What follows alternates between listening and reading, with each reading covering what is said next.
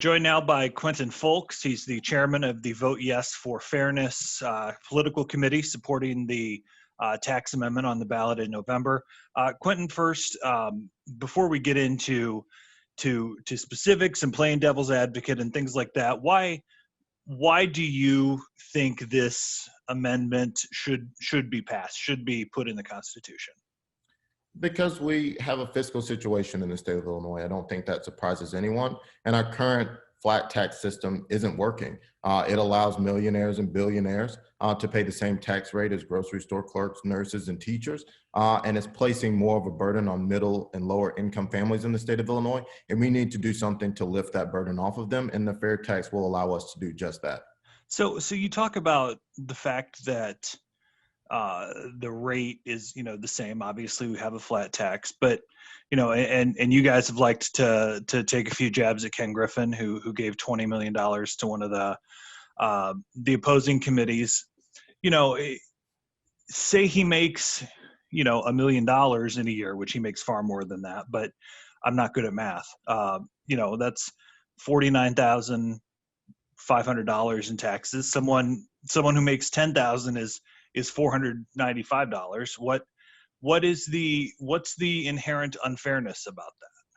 The unfairness is that $495 to someone making that kind of money means a lot more to them than even $495,000 that someone like Ken Griffin might have made, assuming he made $1 million, which that's not the case. He made over $1 billion last year, but it's just not fair. 4.95% on paper as a flat number, looks that way, but it's definitely not. 4.95% to somebody making $10,000, $20,000, or $30,000 in the state of Illinois means far, far more to them than someone making $350,000, $750,000, $1 million a year. But I'm an old West Wing fan. The old TV show that, one of the arguments they made one time was the water doesn't come out of my faucet 10 times faster. It doesn't come out. The fire department doesn't come out 10 times faster. Why am I being burdened with more of the tax break for his success than anyone else? Well, at first, I want to kind of, point out something that you said. I think it's not about punishing people for their success. And also, just because somebody makes more money does not mean that they are, more successful or that they work harder than somebody else who doesn't make that kind of money. So I always like to point that out. And then I also like to point out that, using your example, the water doesn't come out of lower and middle income families' faucets any slower either or any faster, but yet the burden has been placed on them. If you look in Illinois alone, the lowest 20% of Illinoisans are paying around 14.4% of their family's income in taxes, state income taxes, while the top 1% are paying around 7.4%. We just saw a study that came out last week that said for the past 20 years, under the flat tax, Black and Hispanic households have paid an additional $4 billion of their income in state taxes, while the top 1% of Illinoisans have been able to build their wealth by $7.5 billion during that same time frame. There's nothing fair about that. And the burden, so the fact that, wealthier families don't have, that burden, or we're shifting the burden on them. The burden has been on the backs of middle and lower income families in the state of Illinois since we've had this tax system in place. You started on the financial crisis, and I think that's a good place to dig into real quick. The General Assembly passed a budget in May without any latest figures after the pandemic started. But they walked into it expecting a $5 billion hole. They didn't cut a dollar out of significant, spending. We've continued down this road of spending and spending and spending. And I think that the argument that you hear from a lot on the other side is that why don't we try and get our fiscal house in order first before we're going back and saying, all right, you who made a lot of money last year, you need to fork up more. So first of all, I think we have an inherent, all of these things are connected, and we have an inherent disconnect here. Our opponents love to say that we have spending problems. We don't. We have a revenue problem. If you look at what is, the structural spending that is demanded in Illinois, meaning things that have to be funded, those things take up a majority of the budget. And when you talk about discretionary spending or spending that the legislature actually can cut, those things are things that a lot of people rely on. And we've seen that in the past administration, that those things were cut in the effects that it has on Illinois families. And then it kind of also leads into another argument, which is, people are leaving the state, or the people won't leave the state. The people that are leaving the state are low income minorities because the tax burden is so hard on them. And the fact that these services that they depend on have been cut and cut and cut. We can't continue to cut these services. And at the end of the day, it boils down to, what kind of state we want to be. And the opportunity that we want to make for people in this state. And we have made drastic cuts to a number of these agencies. That was tried under the previous 4 years, under the previous administration, and it simply doesn't work. And if anything, COVID has exposed, it is no one's fault that COVID happened. COVID came out of nowhere, and we've all had to deal with it. And while COVID is impacting all of us, it's not impacting all of us equally. Lower and middle income class families, it's not like all of a sudden, COVID has bridged that gap. People who were struggling before are struggling even worse now. And we have to decide, where that revenue to fix these problems is going to come from. And we believe that that should come from individuals who can afford to pay a little bit more to make Illinois a place where everybody can succeed. I think if you go down to a downstate kitchen table, where they're paying, property taxes, obviously income taxes, state and federal, and sales taxes on all of the things they have to purchase. And I use downstate for property taxes because obviously, there's fewer renters in some of like the rural areas. What about those folks who say, all right, we've got to figure out how to pay our property tax bill. We've got to figure out how to pay, for groceries. We've got to figure out how to pay our electric bill. But yet we don't cut anywhere else. We either don't take a family vacation in a year of COVID where income went down, or a farmer who would have a bad year, a couple of years ago. Why does it seem, at least to maybe a devil's advocate, that the Democrats who run the show in Springfield are unwilling to even start making any cuts before they come back and ask for more revenue? And because I think it's a matter of what is up for discussion when we're talking about being cut. You're talking about cutting things that people depend on. And I think that these are decisions that the legislature, the Democrats in the legislature, have just been unwilling to make. That's an easy decision, and it sounds super easy when we're talking about it in the concept of just cut here and cut there. But a lot of the spending that is required by the state is mandatory spending. There's very little discretionary spending. And then when you look at the problem, it's good that you bring up downstate. If you look at the downstate counties, 97% of people in the state of Illinois are likely going to get a tax cut from the fair tax. And when you look at some of these counties, downstate, that number is 99.7%. There's 0.03% of people who make over $250,000 that live in this place. So it is not going to be impacting these people downstate. And then when we talk about property tax burdens on people, it's because Illinois is last when it comes to state funding for education. It is last in America when it comes for state funding of education. And that is because that education funding relies on property taxes. And so if you want good schools, it's almost a given that you're going to have property taxes to do so. More money going into the state that can be given to fund education can reduce the burden on property taxes, and not just have good schools in communities where there are wealthy residents, but have good schools all across the state so that people can succeed no matter where they come from. You bring up the messaging that you all are using with the top 3% getting the tax increase, and the people downstate or lower income getting tax cuts. There's nothing in statute at this point, or even a resolution in the House or Senate that would establish the tax rates after this thing were to pass. Considering the ethical questions that exist in Springfield, I mean, four Democrats have been indicted, on corruption charges in this session, plus the speaker who's under a gigantic cloud at the moment. How should we be able to separate these two and trust the legislature when they say, trust us, we're going to do what we say we're going to do? Look, I think one, I'm not in the business of punishing people because of who elected officials are. And the tax system that we have right now, that's exactly what it's doing. It's punishing lower and middle income families in the state of Illinois. But to your point about there's nothing in statute about the legislature and future tax increases, there's nothing in the statute now about tax increases. You know, our opponents love to fearmonger and say that this is going to make it easier for Springfield to raise taxes or make it more likely. That's simply not true. The legislature, as I'm sure you know, has the power to raise taxes whenever they want. The only difference is if they went into session right now and raised taxes, they would be raising taxes on everyone. But what they can't do right now is raise taxes on wealthier individuals who make a little bit more and give them a higher tax rate and lower tax rates on lower income individuals. And that's what the fair tax allows them to do. It does not make it any easier for them to raise taxes than it does now. I guess that still doesn't answer the trust question. You know, I mean, we're expected to trust the legislature and the governor to do what they say they're going to do. You know, I guess, I mean, since you're leading this effort, why do you trust them to do it?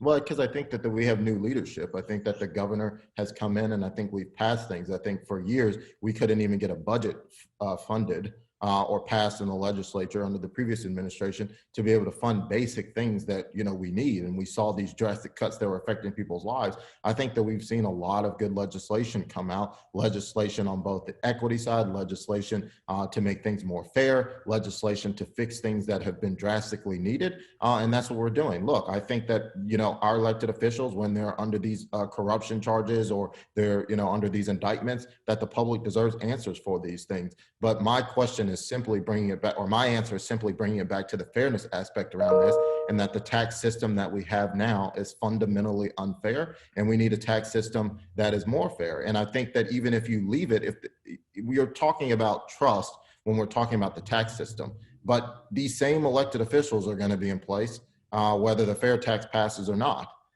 And so how do you know that your taxes aren't going to be raised then? And the taxes is going to hit everyone. It's not just going to hit those at the top, which is what the fair tax will allow the General Assembly to do. So I still think that no matter how you slice it and dice it, this argument is about fairness and where that revenue should come from so that we can get the state back on sound fiscal footing. Because for the past 20 years, and since we've had this tax system, the current flat tax system in place, that burden has been on the backs of middle and lower income families. One of the arguments the other side opponents are making is that it also opens up taxing of retirement income. Is that on the table at all as this is being discussed? So the fair tax system is about state income taxes. It has nothing to do with the fair tax. The fair tax does not tax retirement income, nor does it make it any easier to tax retirement income. Retirement income is currently exempt from taxation, and the General Assembly would have to pass legislation in order to be able to tax retirement income. Saying that the fair tax would tax retirement income is just a scare tactic that our opponents are using to fearmonger to the other side. You know, it's funny. I mean, I grew up a poor kid downstate, so it's funny to me to see, you know, a guy drop 20 billion or 20 million and another guy drop 50 million into a couple of accounts to fight over a tax increase that's a drop in their bucket. You know, for those of us who aren't, you know, fighting the top 0.1% battle here, you know, I think it could just look like, all right, well, it's a couple of billionaires fighting with each other so that people who are running the show can do whatever they want with more of our money. I think that's maybe a really central part of the question here is even with, you know, the pension issues and you know, the other federally mandated things that are in the state budget, should people look at the way state government has worked in the last 5, 10, 15 years and say, okay, I'm more comfortable giving them more of my money, whether they're Ken Griffin or Farmer Bob from Sangamon County? So I think I want to point out that you kind of made the case for the fair tax in your asking of the question. Again, $20 million is a drop in the bucket to someone like Ken Griffin. And to this earlier point in the conversation, you asked about, is it Or fair JB that someone Pritzker. pays that much, or JB Pritzker? It's a drop in the bucket to them. But I think if you look at what that money is going for, it's arguing for two different sides. Ken Griffin's money is being used by the other side to protect the bottom line of millionaires and billionaires in the state. And JB Pritzker's contribution to our committee is being used to talk about why people like JB Pritzker and Ken Griffin could pay more. So on its face, you know, I think that we see there's a lot of different ways to spend $1 billion and a lot of different things to advocate on. But to your question, in talking about how government is working or how government has worked in the past, I think we should look at that. And I think we should ask ourselves why government has had to function in the way that it has. And I think that it has had to function in that way because it has been hamstrung with the current effects of our fiscal situation. And if you look at that, again, it's not a spending problem, it's a revenue problem. So we want to say that lower and middle income class families should pay around 14.4% of their income in state taxes, but also we're going to cut the things that they depend on, while the top 1% pays around 7.4% of their taxes, and they're going to be able to increase their wealth by $7.5 billion over the last 20 years. There's nothing fair about that. There's nothing equitable about that. We've been trying to make a system work in the state of Illinois where we've had the burden on lower and middle income families, while at the same time, you know, opponents of the fair tax are saying, cut the things that they depend on, cut the things that they're paying taxes to be able to fund, cut the things that affect their family. It's simply not working. We need additional revenue, and the fair tax will allow that revenue to come from individuals who, as you said in the beginning of this question, it's a drop in the bucket for them. I'll leave you by asking the same question I asked Senator Rauschenberger on the other side. You know, why do the insert billionaire here, the Ken Griffins, the Dick Ulines, the JB Pritzkers, et cetera, why does more of their money belong to, at least in the eyes of supporters of this, why does more of the money that they earn belong to the state in your eyes? Well, one, I think it's, you know, individuals like JB Pritzker saying that they should pay more because they have been fortunate in this state and they want this state to be a place where everyone can succeed. But then for your reference to Ken Griffin, I think it's about, you know, making sure that Illinois is a place that, you know, everyone can get ahead. And I also, you know, I think that, you know, we're always a little bit offensive to lower and middle income people. We insinuate that for some reason they don't work as hard, or we insinuate that they're not successful. That's not it at all. They just haven't been as fortunate. And these are consumers in the market. These products that, you know, Ken Griffin makes or sells, or all these things that, you know, millionaires and billionaires are invested in, these lower and middle income families are buying them. And putting more money or letting them have more money or keep more money in their pocket is never going to be a bad thing. These aren't people who are trying to abuse the state or just asking for handouts. These are people who, for the past 20 years, particularly Black and Hispanic families, have been paying their share to the tune of $4 billion more than they honestly should have. $4 billion that could have gone into their neighborhood, their communities, to their banks, into properties in their neighborhood to build wealth. You know, these are things that, you know, we need to be looking at and asking ourselves. So at the end of the day, I think it's about making Illinois a place where everyone can succeed and a more fair place to get the burden off of lower and middle income families. Quentin Fulks, the chairman of the Vote Yes for Fairness Committee. Quentin, appreciate the time. Good luck between now and November 3rd. Thank you so much, Patrick. We're joined by Senator Steve Rauschenberger, former state senator Steve Rauschenberger, former candidate for U.S. Senate, candidate for lieutenant governor, who's the president of the Technology and Manufacturing Association, one of the founders of the Vote No on the Progressive Tax Coalition. Senator, you're a conservative. I've never met a conservative that likes tax increases. So clearly, any tax increase is something you're not going to like. But let's talk about this from the perspective of where state government is today. Decades of mismanagement by politicians, from pensions and budgets, and now you run into a pandemic which blows a $5 billion hole in a budget. Whoever's fault it is, can we get out of this mess without more revenue? revenue is going to be part of any solution for the state of Illinois, but it's not the beginning of the solution. And the Springfield leadership today has their priorities reversed. We first need to deal with the cause of the problems. We need to face up to the problems we have in the structure of the pensions. We need to face up to the fact that for more than 12 years, Mike Madigan and the House Democrats have passed unbalanced budgets, regardless of who the governor was. So until we deal kind of with the spending side and with the planning side, I think it's a very dangerous thing to hand the legislature, the current legislature, the opportunity to change the tax rates any way they want, because we're not imposing a new income tax. What we're really doing is removing the one rate protection that was written into the 1970 Constitution. But they can raise taxes anytime they want now. So why worry about the rate for some compared to others? Well, think of it kind of as a parallel to redistricting. The problem we have with legislative redistricting is that the politicians can pick their voters. If you, under the current Constitution, if the General Assembly wants to raise the income tax, they can do it. They need a majority vote in both houses, and it applies to everyone. They're not able to pick and choose who's going to pay the new taxes. When you remove that one rate protection and allow them to have unlimited number of rates and brackets on both individuals and corporations, they're going to be politicizing the income tax, selecting the taxpayers that they think politically they can raise taxes on without consequences. Ken Griffin brought himself into this, the state's richest person, when he dropped $20 million into a different anti-progressive tax committee. And we should note there are a handful on each side. We're just giving the perspective of one from each view. He has more money than he knows what to do with. And there are people who have found that kind of success. The Democrat view appears to be that those people who should be part of the solution to fixing things.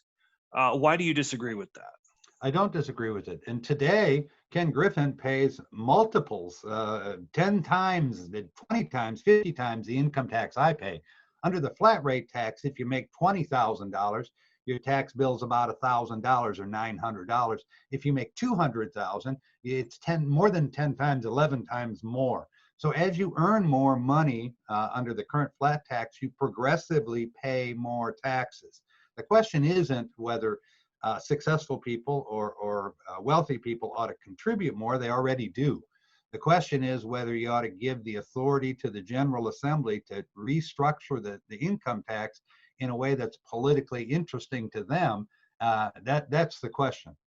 One of the things that I question about the messaging of the pro graduated income tax side is only the top 3% of taxpayers will see a rate increase.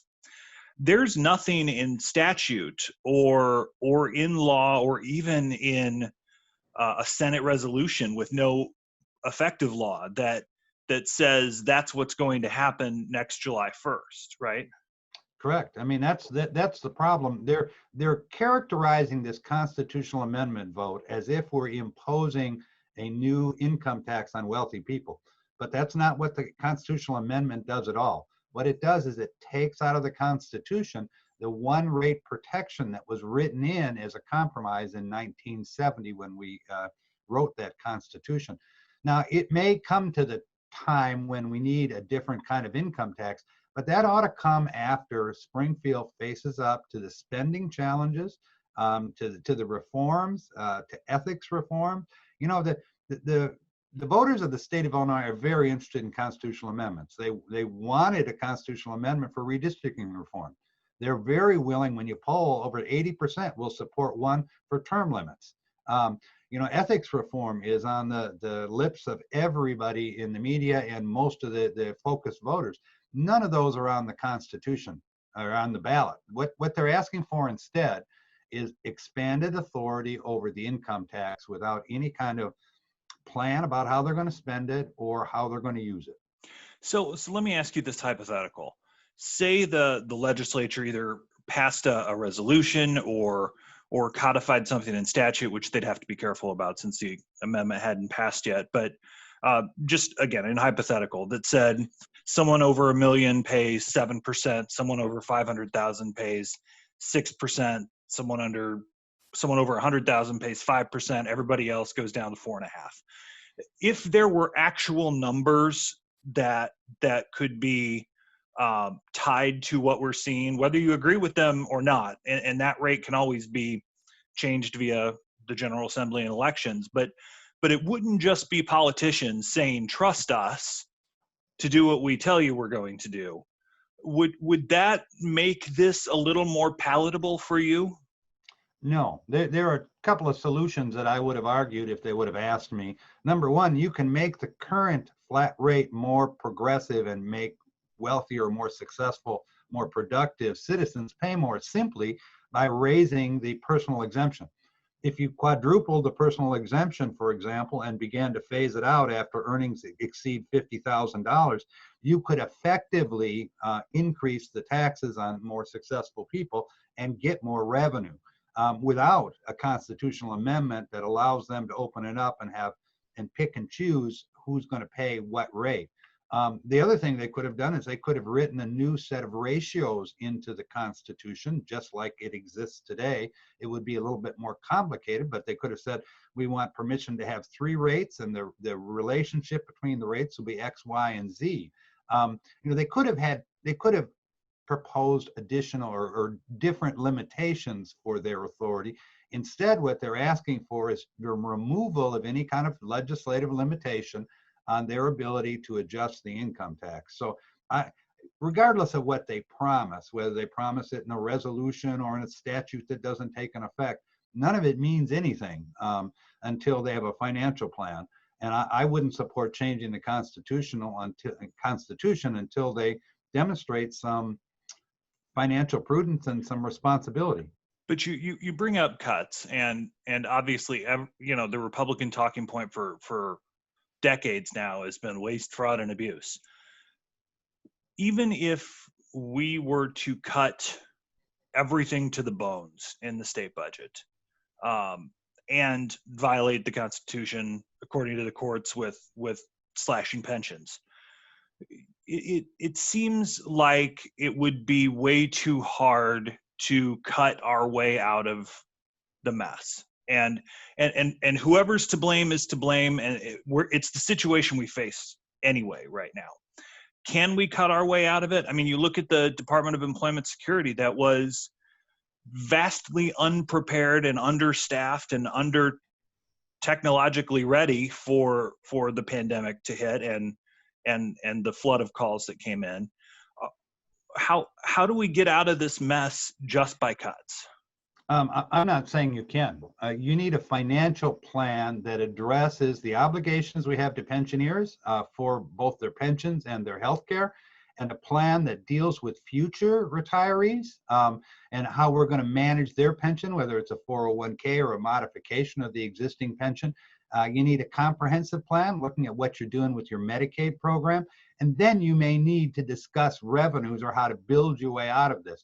You need to be able to grow out of this in part, and you maybe need to restructure the revenues. But all that is after the General Assembly demonstrates some willingness to be responsive to the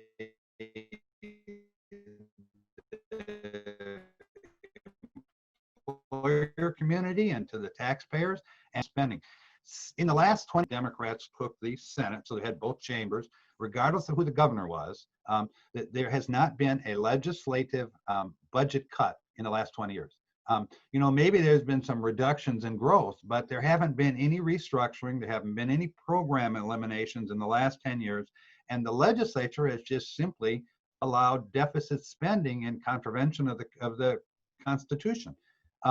So until they face up to their problem, I don't know if you can help them.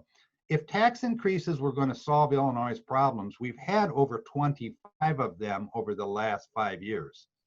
gas tax increase, registration increase, income tax increases. So they now collect sales tax on web-based sales or internet sales. All of these revenue increases, the new money from marijuana, the growth they've had in sports betting, none of that solved the problem. They've demonstrated clearly more revenue only leads to more spending. So I think the taxpayers, the voters of this state, the citizens who care about the future have to say to the legislature and to the governor, no more until you have a plan. Insert billionaire here, whether it's Ken Griffin, Dick Uihlein, your former running mate, Ron Gidwitz. Bruce Rauner. Bruce Rauner. Do they pay enough in taxes right now to the state? I don't know. I think they pay a lot in taxes. If you take a look at things like, or people like the governor, for the most part, their investments are not in the state of Illinois. They're not subject to Illinois income tax. Illinois income tax affects earnings, not wealth. So wealthy people are in many ways insulated from the income tax. So when, Bruce or the governor may not even realize, but if you've got your investments in the Cayman Islands, they're not resident in the state of Illinois. So even the earnings on his investments may not be subject to Illinois tax. So, but you can't run a state budget or a state government on envy of other people's success. We need a solution. A lot of us would like to participate. I volunteered for transition teams for the last 3 new governors. Nobody's taken me up on my offer. Maybe they don't need an old probe guy. And I think that the employer community and the business community wants to be part of the solution, but it needs to be a dialogue. This kind of the demonstrated, I'll stand behind the lectern and tell you what the solutions are, has failed Illinois for the last 20 years. I think in many ways it's failed us over the last 6 months during the COVID crisis. It's time for Springfield to listen, and it's time for the Speaker of the House to get out of the way of a solution. Before we let you go, Senator, for those undecided voters that see this, this interview, and for the millions and millions in TV ads that are going to run between now and November 3rd, what do you say to a Joe Blow voter who says the tax increase that they're promising probably won't impact me, that we've got to get out of this mess somehow? Why shouldn't I vote for it? A tax increase now without a financial plan to deal with the structural problems of the state of Illinois will only cost that well-intended voter more. It's going to lead to less jobs in the state of Illinois. It's going to lead to more outward migration, and those taxpayers, not just they take their income with them and their tax revenue with them. There's nothing good about a new tax that doesn't solve a problem. And until Springfield, the Speaker, the Senate President, the Governor are serious in a dialogue with all of us about how we work our way out of the problem that we've built over the last 20 years, you shouldn't give them the car keys with a 12-pack of beer. Former State Senator Steve Rauschenberger, president of the Technology and Manufacturing Association, one of the founders and leaders of the Vote No on the Progressive Tax Coalition. Senator, thanks for the time. Thank you.